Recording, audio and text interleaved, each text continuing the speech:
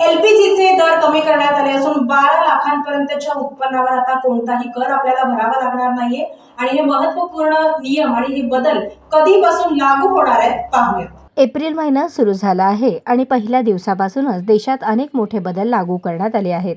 एकीकडे तेल कंपन्यांनी एलपीजी सिलेंडरच्या किमती कमी करून दिलासा दिला आहे, तर दुसरीकडे महिन्याच्या पहिल्या तारखेपासून नवीन आयकर स्लॅब लागू करण्यात आले आहेत। या अंतर्गत वार्षिक 12 लाख रुपयांपर्यंत उत्पन्न असलेल्या व्यक्तींना कर भरण्यापासून सूट मिळेल। याशिवाय पगारदार कर्मचारी 75,000 रुपयांच्या मानक वजावटीसाठी पात्र असतील। आजपासून देशात लागू होणाऱ्या प्रमुख बदलांबद्दल सविस्तर जाणून घेऊया। आजपासून एप्रिल महिना सुरू झाला आहे आणि पहिल्याच दिवशी एलपीजी सिलेंडरवर मोठी सवलत देण्यात आली आहे। 1 एप्रिल 2025 रोजी तेल आणि गॅस कंपन्यांनी एलपीजी सिलेंडरच्या किमतीत सुधारणा करून ती कमी केली। यानंतर दिल्ली ते मुंबईपर्यंत सिलेंडरच्या किमती कमी झाल्या आहेत। IOCLच्या वेबसाईटनुसार 19 किलोच्या व्यावसायिक गॅस सिलेंडरची किंमत कमी करण्यात आली आहे, तथापि 14 किलोच्या घरगुती गॅस सिलेंडरच्या किमतीत कोणताही बदल झालेला नाही।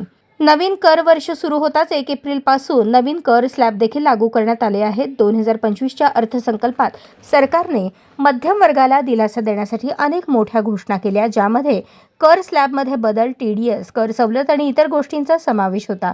जुन्या आयकर कायदा 1961च्या जागी नवीन आयकर विधेयक प्रस्तावित करण्यात आले। हे सर्व बदल 1 एप्रिल 2025 पासून लागू झाले आहेत।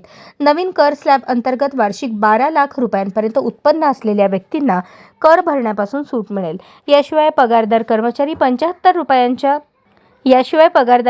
75,000 रुपयांच्या मानक वजावटीसाठी पात्र असतील। याचा अर्थ असा की 12,75,000 रुपयांपर्यंतचे पगाराचे उत्पन्न आता करमुक्त असेल, तथापि ही सूट फक्त नवीन कर पर्याय निवडणाऱ्यांनाच लागू होते। नवीन कर स्लॅब व्यतिरिक्त TDS नियम देखील अपडेट केले आहेत। अनावश्यक कपात कमी करण्यासाठी आणि करदात्यांसाठी कॅश फ्लो सुधारण्यासाठी विविध विभागांमध्ये मर्यादा वाढवण्यात आल्या। उदाहरणार्थ, ज्येष्ठ नागरिकांसाठी व्याज उत्पन्नावरील TDS मर्यादा दुप्पट करून 1 लाख रुपये करण्यात आली आहे, ज्यामुळे वृद्धांसाठी आर्थिक सुरक्षितता वाढली आहे।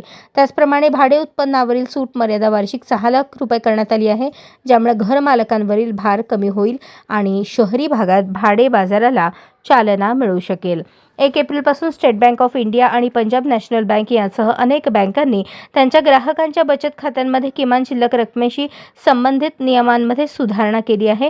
खातेधारकाच्या किमान शिल्लक रकमेसाठी बँक क्षेत्रनिहाय नवीन मर्यादा निश्चित करेल आणि खात्यात किमान शिल्लक रक्कम न ठेवल्यास दंड आकारला जाऊ शकतो। याशिवाय 1 एप्रिलपासून देशात अनेक बदल लागू केले जात आहेत। यापैकी अनेक कंपन्यांनी कार खरेदी करणे महाग होत आहे, कारण या कंपन्यांनी पहिल्या तारखेपासूनच कारच्या किमती वाढवण्याची घोषणा केली आहे। या वाढीमागे कंपन्यांनी कच्च्या मालाच्या किमती, उत्पादन खर्चात झालेली वाढ ही कारणे सांगितली। याशिवाय ऑपरेशनल खर्च देखील नमूद केला।